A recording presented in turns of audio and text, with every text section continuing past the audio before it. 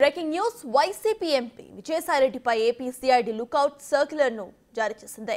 ఆయనతో పాటు YCP MP YV Subbareddy కుమారుడైన విక్రాంత్ రెడ్డి, అరబిందో యజమాని అయిన పెనక శరత్ చంద్రారెడ్డి పైన కూడా ఎల్ఓసీను జారీ చేసింది. వీరు ముగ్గురు కూడా విదేశాలకు పారిపోకుండా ముందు జాగ్రత్తగా ఈ సర్క్యులర్స్ ను జారీ చేసింది. Kakinada sea ports limited, Kakinada SEZ లోని 3,600 కోట్లు విలువ చేసే వాటాలను కేవీ రావు నుంచి గత ప్రభుత్వ హయాంలో బలవంతంగా లాగేసుకున్నారంటూ సిఐడి కేసు నమోదు చేసింది. వాటాలు రాసివ్వకపోతే అక్రమ కేసులు పెట్టి జైలుకు పంపిస్తామంటూ కేవీ రావును బెదిరించి భయపెట్టి అత్యధిక శాతం షేర్స్ ను అరబిందో సంస్థ పరం చేశారనేది వీరిపై ఉన్న ఆరోపణలు.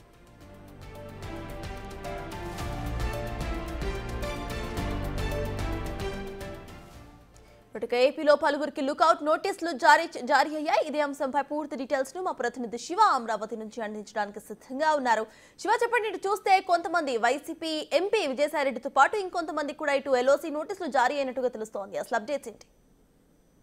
మొత్తం మీద చూస్తుంటే కనుక ఏదైతే కాకినాడ పోర్టుకు సంబంధించి జరిగిన పరిణామంలో ముగ్గురు వ్యక్తులపై సిఐడి అధికారులు లుకౌట్ నోటీసులు జారీ చేసే పరిస్థితి కనిపించింది. ముఖ్యంగా ఏదైతే కాకినాడ పోర్టుని బలవంతంగా రాక్కున్నారో 41.12% కేవీ రావు నుంచి, దీనికి సంబంధించి కూడా గత 2 రోజుల క్రితం ఆయన సిఐడికి ఫిర్యాదు చేయడం, సిఐడి అధికారులు విజయసాయిరెడ్డి, శరత్ చంద్రారెడ్డి, అలాగే ఎంపీ వైవి సుబ్బారెడ్డి కుమారుడు విక్రాంత్ రెడ్డిపై కూడా కేసులు నమోదు చేశారు. ఈ నేపథ్యంలో వాళ్ళు దేశ విధులు వెళ్లిపోకుండా కూడా వారు ముగ్గురికి లుకౌట్ నోటీసులు జారీ చేస్తూ ఏపీ సిఐడి నిర్ణయం తీసుకుంది. నిన్న సాయంకాలం ఈ ముగ్గురికి సిఐడి వాళ్ళు లుకౌట్ నోటీసులు జారీ చేసినట్టు తెలుస్తా ఉంది. సబ్దాస్ అదే శివ, ఆల్రెడీ ఎల్ఓసీలు జారీ చేశారు కాబట్టి ముందు జాగ్రత్తగా వీళ్ళు కోర్టులో ఏమైనా పిటిషన్లు వేసే అవకాశం ఉందనుకోవచ్చా? ఖచ్చితంగా ఇప్పటికే ఎంపీ విజయసాయిరెడ్డికి సంబంధించి కూడా ఆయనపై గతంలో అక్రమాస్తుల కేసుకు సంబంధించి కూడా ఆయన విదేశాలకు వెళ్లాలంటే ఖచ్చితంగా తెలంగాణ హైకోర్టు అనుమతి తీసుకోవాలి, అలాగే తెలంగాణ సిబిఐ కోర్టు గారు అనుమతిగా తీసుకోవాలి. సో వీరిద్దరికి సంబంధించి కూడా మిగిలిన శరత్ చంద్రారెడ్డి అలాగే విక్రాంత్ రెడ్డికి సంబంధించి కూడా ఖచ్చితంగా లుకౌట్ నోటీసులు జారీ చేసినప్పుడు కోర్టు అనుమతి తీసుకుని మాత్రమే వెళ్లాల్సిన పరిస్థితి కనిపిస్తూ ఉంది. ఒకవేళ వాళ్ళు కనుక విదేశాలకు వెళ్లాలంటే కనుక ఖచ్చితంగా అనారోగ్యంగా లేకపోతే మిగిలిన కారణాలు ఏదన్నా ఉంటే కోర్టు ఖచ్చితంగా పిటిషన్ దాఖలు చేస్తే కోర్టు అనుమతితో మాత్రమే లిమిటెడ్ గడువు, అంటే 2 నుంచి 5 రోజుల వరకు మాత్రమే గడువు ఇచ్చే అవకాశం కనిపిస్తా ఉంది. లుకౌట్ నోటీసులు జారీ చేసిన తర్వాత కోర్టును ఆశ్రయించినా కానీ ఎక్కువ స్థాయిలో, అంటే గతంలో ఎవరికి కూడా పెద్దగా ప్రయోజనం లభించిన దాఖలాలు అయితే కనిపించట్లేదు. ప్రస్తుతానికి వీరు కూడా దీనికి సంబంధించి లుకౌట్ నోటీసుకు సంబంధించి హైకోర్టులో పిటిషన్ దాఖలు చేసినా కానీ ఖచ్చితంగా కోర్టు అనుమతితోనే వెళ్లాలని చెప్పి కూడా ఆదేశాలు వచ్చే అవకాశాలు అయితే కనిపిస్తున్నాయి. ఎందుకంటే గతంలో సజ్జల రామకృష్ణారెడ్డికి జారీ చేసిన లుకౌట్ నోటీసు విషయానికి సంబంధించి కూడా దాదాపుగా 3 నెలల కాలంగా ప్రస్తుతం ఏపీ హైకోర్టులో విచారణ దశలోనే కొనసాగుతా ఉంది. కాబట్టి దాన్ని బట్టి మిగిలిన అంశాలకు సంబంధించి కూడా అదే రకంగా ఉండే అవకాశాలు అయితే కనిపిస్తా ఉన్నాయి. సత్తా శివాటి చూస్తే పాలిటిక్స్ లో ప్రెసెంట్ ముందస్తు బెయిల్ ట్రెండ్ అనేది నడుస్తోంది. అయితే ఈ ముగ్గురు కూడా మళ్ళీ కోర్టులోకి వెళ్ళి ముందస్తు బెయిల్ కావాలంటూ కానీ లేకపోతే అరెస్ట్ నుండి తప్పించాలంటూ కానీ ఎటువంటి పిటిషన్స్ కానీ లేకపోతే రిక్వెస్ట్ ఇచ్చే అవకాశం ఉంది అనుకోవచ్చా మనం? ఖచ్చితంగా ఇప్పటికే వీటితో పాటు ఏదైతే అరబిందో ఫార్మాకి సంబంధించి కానీ, లేకపోతే వైవి సుబ్బారెడ్డి కుమారుడు విక్రాంత్ రెడ్డి కానీ, లేకపోతే అరబిందో చైర్మన్ సంబంధించి కానీ, ఎంపీ సాయిరెడ్డికి సంబంధించి వీరందరిపై కూడా ఇప్పటికే సిఐడి అధికారులు పలు సెక్షన్ల కింద కేసులు నమోదు చేయడం జరిగింది. కాకినాడ పోర్టుని బలవంతంగా లాక్కున్నారని.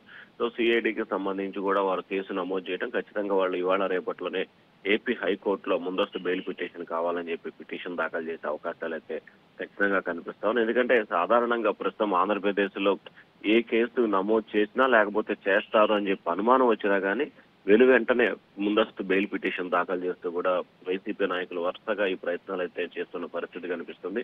గతంలో చాలా మంది వైఎస్ఆర్సీపీ నేతలు ఇదే ప్రయత్నం కూడా చేసినట్టు తెలుస్తా ఉంది. ఈ ముగ్గురు నలుగురు కూడా ఇవాళ రేపట్లో ఏపీ హైకోర్టులో బెయిల్ పిటిషన్ వేస్తారని చెప్పి కూడా ఆ పార్టీ నేతలు అయితే చెప్పుకుంటే ముందస్తు బెయిల్ పిటిషన్ కోసం దాఖలు చేసే అవకాశాలు కనిపిస్తా ఉన్నాయి. సో ఫైనల్లీ అసలు ఎప్పుడు ఇన్వెస్టిగేషన్ స్టార్ట్ అయ్యే అవకాశం ఉందనుకోవచ్చు, అరెస్టులు ఎప్పుడు స్టార్ట్ అయ్యే అవకాశం ఉందనుకోవచ్చు, దాని గురించి అప్డేట్స్ ఏంటి?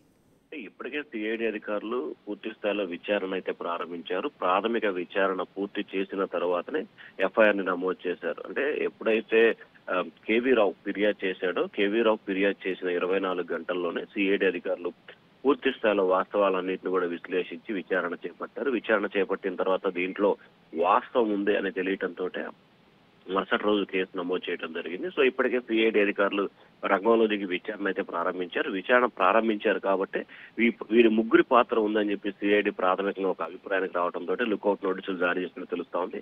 ఖచ్చితంగా వాళ్ళకి ఇవాళ రేపట్లో అయితే వారికి విచారణకు రమ్మని చెప్పి సిఐడి అధికారులు అయితే నోటీసులు ఇచ్చే అవకాశం కనిపిస్తా ఉంది. లేకపోతే ఖచ్చితంగా వారిని డైరెక్ట్ గానైనా సరే ఈ కేసులకు సంబంధించి అంటే విచారణకు రమ్మని చెప్పి నోటీసులు ఇవ్వకపోయినా కానీ డైరెక్ట్ గా కూడా అరెస్ట్ చేసే అవకాశాలు అయితే ఎక్కువగా కనిపిస్తా ఉన్నాయి. సత్తాస్. Thank you Shiva.